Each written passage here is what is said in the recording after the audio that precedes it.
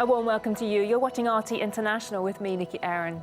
Our top story this hour, US stocks plunged on Thursday to their lowest in decades. The Federal Reserve moved to pump in emergency loans to ease the strain as investors fled over the impact of the coronavirus pandemic.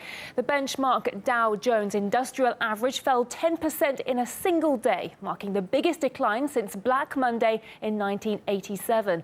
Other major American indexes also closed significantly lower.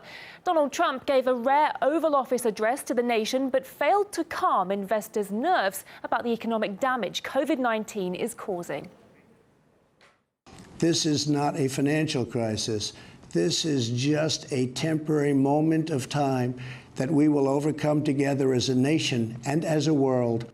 Well, in today's Boom Bust on RT, we gather expert analysis to try and map out where the stock market roller coaster is heading, as well as COVID-19. Another factor at play is oil, which is seeing a price drop and supply surge.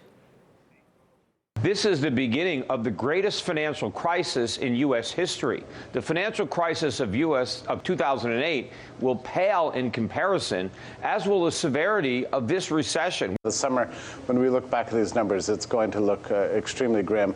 I think where I differ with my friend Peter is that I actually think it's possible that we could get out of this thing pretty quickly come the fall and the winter. I think Peter has a bit of an apocalyptic view. I'm not talking about the coronavirus. That's not the problem. I know. The coronavirus is just a pin. The debt bubble is the problem. It doesn't matter. The coronavirus can be cured. The damage is already done. The debt bubble is imploding. You know, if it wasn't the coronavirus, it would have been something else. This bubble has been looking for a pin for years, and it finally found one. The U.S. has done everything wrong.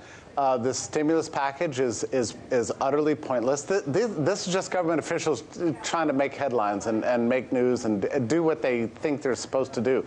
But it means nothing. The fiscal stimulus would mean nothing. I think we're faced with a short-term deflation, as we've seen from virtually prices and everything, from financials to oil to cryptos. The fiscal stimulus is going to make the situation worse. The U.S. is broke. There is no money to stimulate the economy.